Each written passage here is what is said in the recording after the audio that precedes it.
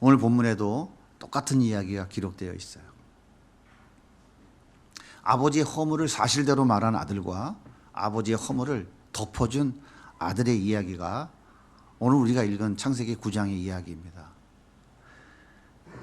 20절과 21절은 이렇게 말합니다. 노아가 농사를 시작하여 포도나무를 심었더니 포도주를 마시고 취하여 장막 안에서 벌거 벗은지라. 노아가 어떤 사람입니까?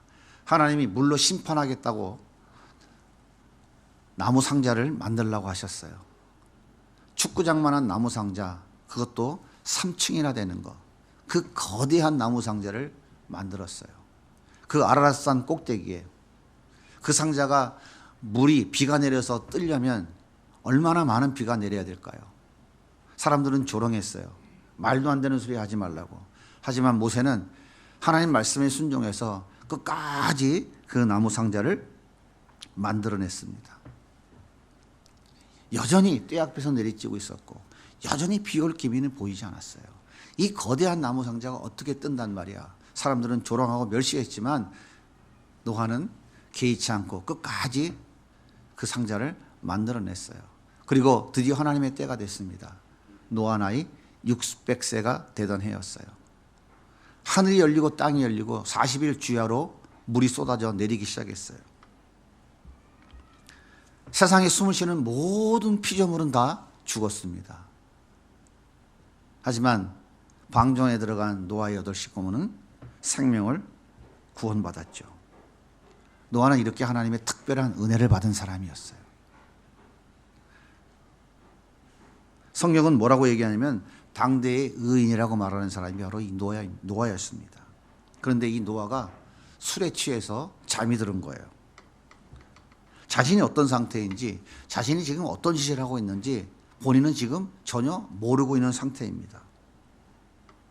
그런데 마침 노아의 둘째 아들 함이 아버지 장막에 들어왔어요. 왜 들어왔는지 그 이유는 알 수 없습니다. 아무튼 아버지 방에 들어갔다가 술에 취해 벌거벗고 있는 아버지의 그 부끄러운 모습을 보았어요. 보고 싶어 본 것도 아닙니다. 어떤 보겠다는, 훔쳐보겠다는 의도를 가지고 장막에 들어가 본 것도 아니에요. 자신의 의지와 전혀 상관없이 술 취해서 부끄러운 모습으로 골아떨어지는 아버지의 모습을 보게 된 것입니다. 여기까지는 아무 문제가 없었어요. 그런데 이제 여기에서 문제가 시작됩니다. 22절은 이렇게 얘기하죠. 가나안의 아버지 함이 그의 아버지 하체를 보고 밖으로 나가서 그의 두 형제에게 알림해. 함이 셈과 야벳에게 아버지가 지금 어떤 모습이 있다라고 하는 것을 알려준 거예요. 그런데 셈과 야벳은 함의 이야기를 듣고 전혀 다른 반응을 보입니다. 23절입니다. 같이 읽어볼까요? 셈과 야벳이 옷을 가져다가 자기들의 어깨에 메고 뒷걸음쳐 들어가서 그들의 아버지의 하체에 덮었으며 그들의 얼굴을 돌이키고 그들의 아버지 하체를 보지 아니하였더라. 여기 덮었으며 라고 하는 말의 의미는 뭐냐면 덮어서 가리다라는 뜻이에요. 덮어서 가리다.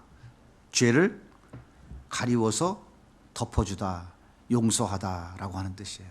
이것이 성경 원문인 히브리어의 의미예요.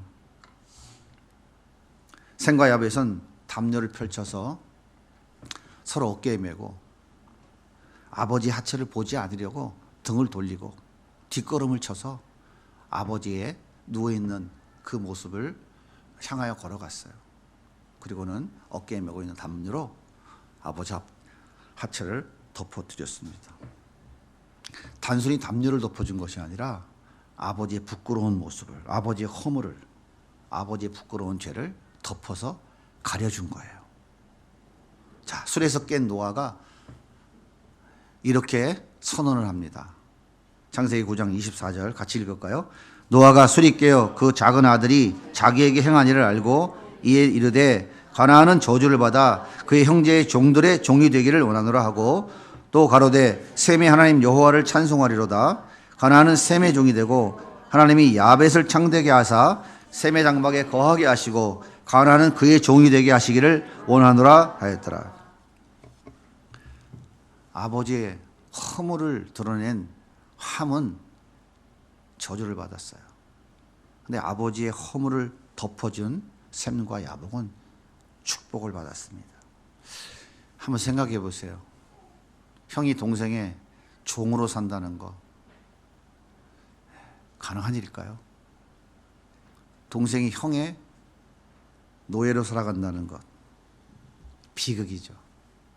형제가 형제의 종으로서 노예로 살아간다는 것 얼마나 기가 막힌 일입니까? 형제들의 관계는 완전히 깨어진 거죠. 가족과 가문은 완전히 원수가 되고 말았어요. 가족 공동체는 깨져버리고 말았어요. 행복은 사라지고 불행은 시작된 것이죠. 자, 그렇다면 아버지가 자식들에게 너무 심하게 너무 극단적 반응을 보인 건 아닐까요? 술에 취해서 자신의 허물을 드러내는 것은 아버지 자신이 한 일이지 남이 시켜서 한 일이 아니잖아요. 자식들이 그렇게 하라고 해서 한 게 아니었잖아요. 모험한 것이 아니었어요. 함도 없는 말을 지어내서 한 게 아니지 않습니까? 사실을 사실대로 이해한 한 것뿐이에요. 잘못됐습니까? 사실을 사실대로 얘기했는데. 그런데 어째서 이렇게 엄청난 저주를 받아야 될까요? 이건 정말 아버지가 자식들에게 너무한 것 아니에요? 이건 너무 극단적 편이 아닌가요? 여러분은 어떻게 생각하십니까? 창세기 6장 9절에 보면 노아는 의인이요 당대의 완전한 자라 그는 하나님과 동행하였으며 의인이며 완전한 자라고 하나님이 인정했던 사람입니다. 그래서 하나님께서 심판하시겠다고 노아에게 방주를 지으라고 명령하셨던 거고요. 노아 또한 하나님 말씀대로 그대로 순종했던 거예요. 그래서 물 심판으로부터 구원의 은혜를 누리게 되는 것입니다. 그런 하나님의 은혜를 받은 노아도 술에 취해서 스스로 자신의 허물을 드러낼 수밖에 없는 죄인이다라고 하는 사실을 오늘 본문이 우리에게 가르쳐주고 있는 거예요. 성경이 우리에게 이야기하고 싶은 것은 이거예요. 그러므로 아버지의 허물을 들춰낸 함이 저주를 받고 허물을 덮여준 셈과 야벳이 축복받은 것은 그 행위가 복받을 짓이니까 남에게 허물을 덮어줘라. 그러면 복받는다. 이런 메시지가 아니다는 얘기예요. 당대 최고의 의인이며 완전한 자라고 하나님이 인정했던 노아 역시 죄인의 범주에서 벗어날 수 없는 존재다라고 하는 것을 우리에게 가르쳐주고 있는 거예요. 당시에 이미 물로 세상을 다 심판했어요. 하나님이 정죄한 악인은 한 사람도 없습니다. 하나님이 의인이라고 인정했던 노아의 가족들만 살아있어요. 하지만 그럼에도 불구하고 선악 갖다 먹고 하나님께 반역한 인간의 죄성은 여전히 노아에게 남아있다고 하는 사실이에요. 그가 의인이라고 하는 것은 그의 행위가 의인이 아니라 하나님이 그를 의인이라고 인정해 주신 거예요. 그의 믿음을 보시고 하나님이 물로 심판하신다니까 600세가 될 때까지 끝까지 방주 만드는 일에 순종했잖아요. 하나님의 말씀을 믿고. 그가 그래서 의인인 거예요. 그럼에도 불구하고 여전히 그 죄의 본성을 가지고 있기 때문에 죄를 지을 수밖에 없는 존재다라고 하는 거예요. 에레미야 17장 7절에 보면 에레미야 선지자가 이렇게 얘기합니다. 같이 한번 읽어볼게요. 유다의 죄는 금강석 끝 철필로 기록되되 그들의 마음판과 그들의 제단 뿔에 새겨졌거늘 그들의 자녀가 높은 언덕 위 푸른 나무 곁에 있는 그 제단들과 아세라들을 생각하도다. 이게 무슨 얘기입니까? 이스라엘 백성들은 바알과 아세라를 우상으로 섬겼잖아요. 그들에겐 당시의 최고의 우상이었잖아요. 그런데 우리는 이 우상 포기 못한다. 우린 바알과 아세라 끝까지 섬길 거야 라고 하는 생각을 그들의 마음에 새겼는데 뭘로 새겼냐면은 금강석 철필로 새겼대요. 성경이 그렇게 표현하고 있어요. 금강석 철필. 여러분, 금강석은 정도가 가장 높은 물질입니다. 금강석은 유리도 자를 수 있어요. 그러니까 그 완악한 인간의 마음에 그 금강석 철필 아시나요?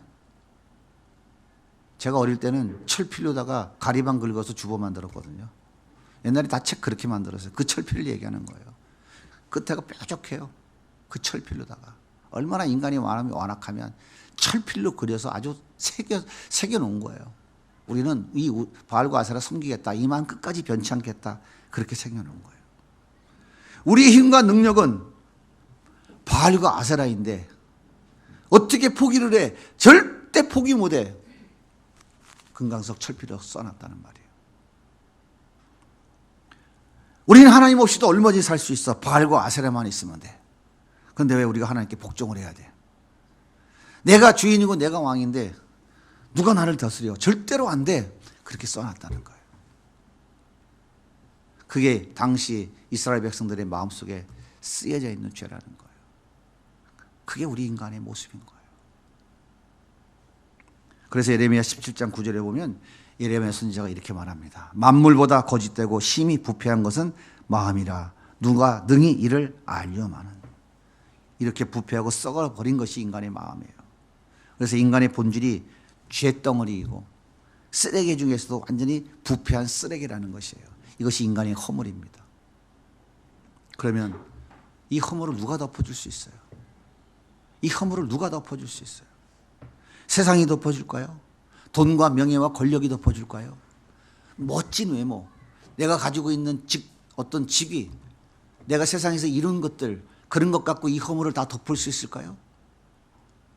자기 만족, 자아 성취, 세상 사람들이 박수를 쳐주는 어떤 그런 것들, 명예, 이거 가지고 이 허물이 다 덮여질 수 있을까요? 그런데요, 너무나 많은 사람들은 그것으로 덮을 수 있다고 생각하고 살아간다는 거예요. 그래서 그것을 더 많이 잡으려고, 더 많이 쌓으려고, 그래서 덮어보려고. 덮어지든가요?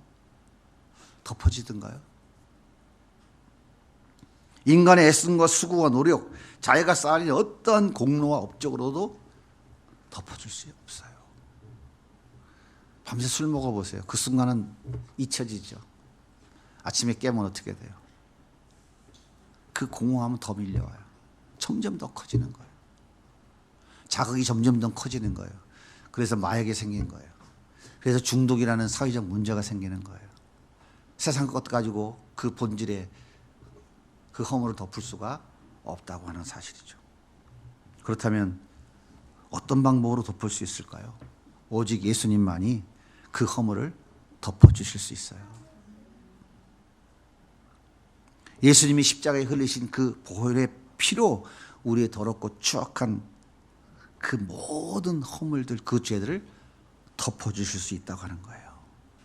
그래서 우리는 아무것도 한 것 없는데 의인이 된 거예요. 그 예수님이 날 위해 십자가에 흘리신 보혈의 피로 그 무서운 허물을 다 덮어주셨다, 가리워주셨다 라고 하는 이 사실이 믿어짐으로 인하여서, 내가 믿는 거 아니라고 했죠. 믿어지는 거예요. 나도 모르게. 그것이 하나님의 은혜라고 했죠.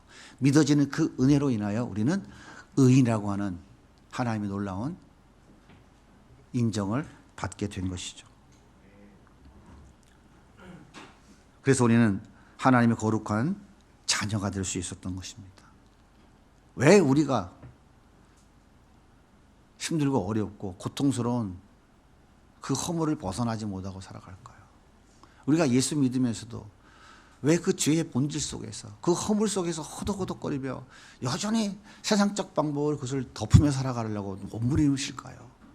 우리는 예수 그리스도의 그 십자가 보혈의 피로 그 허물을 다 덮고, 우리 주님께서 너는 의인이야, 넌 이제 죄가 없어, 넌 의인이야, 넌 하나님의 자녀가 되었어 라고 인정해 주셨다고요. 우리가 하나님의 자녀가 됐다고 하는 이 자기 신분, 자기 정체성을 모르기 때문에 맨날 사단한테 속아 넘어가는 거예요. 네가 뭘, 너 어제도 죄졌잖아, 옛날에 지은 게 얼마나 많아, 다 넘어지고 있어요. 그런즉 그리스도 예수 안에 있으면 새로운 피조물이라. 보라, 이전 것은 지나갔으니 새 것이 되었도다. 그리스도 예수 안에 있는 자는 결코 정죄함이 없느니라.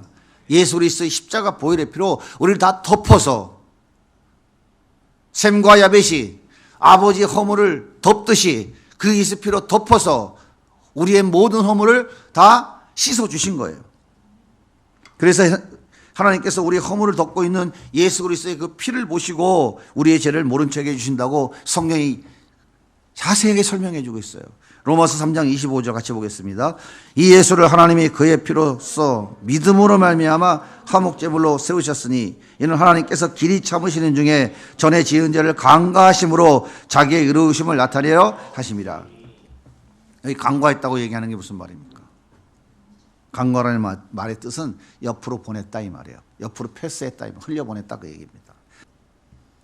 알면서도 모른 척 해주셨다 그 얘기입니다. 사랑하는 여러분, 하나님께서 우리의 불순종, 우리의 걸어가지 못한 모습을 보시고 이제 안 되겠다, 오래 참았다 하면서 심판하려고 할 때 우리 예수님께서 뭐라고 하실까요?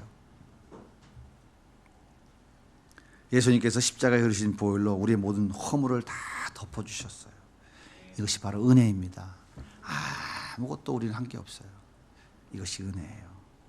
여러분 정말 이런 은혜를 받으셨습니까? 정말 이런 은혜를 받으셨어요? 그렇다면 대답하셨죠? 다른 사람의 허물을 덮어줘야 돼요? 들쳐야 돼요? 진짜요? 논리적으로 맞으니까 대답하는 거예요? 어떻게 덮어줘? 콱 해도 승질 나는데. 우리가 진짜 예수님의 십자가로 예수님의 피로 나의 허물을 다 덮어주셔서 나를 의인을 만들어주셨다는 사실을 우리가 알고 그것이 진짜 믿어지고 그것이 내 가슴 속에 정말 감동이 되어지면, 확신되어지면 우리는 당연히 남의 허물을 덮어줘야 돼요. 저 사람도 주님이 허물 덮어준 사람이거든요. 나도 덮어줬잖아요. 난 똥 묻었다니까. 저 사람은 겨묻고. 근데 왜 우리가 허물을 덮어주지 못하고 들춰내면 될까요? 우리는 영원토록 우리의 허물을 덮어주신 예수님의 은혜를 받은 성도들입니다.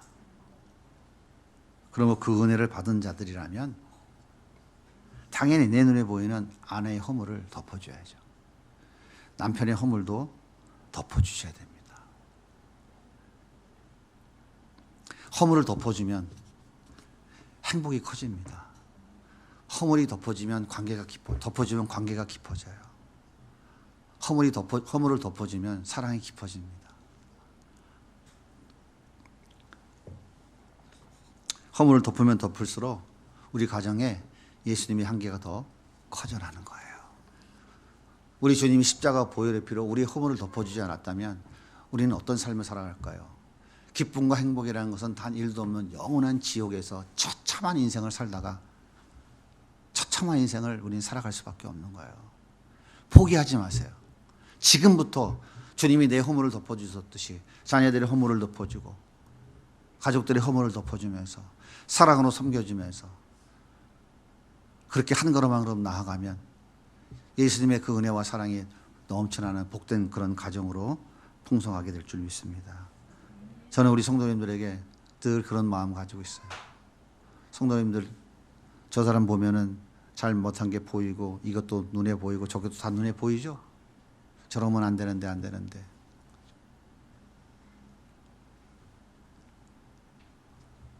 들춰내지 말고 덮어줘야 돼요.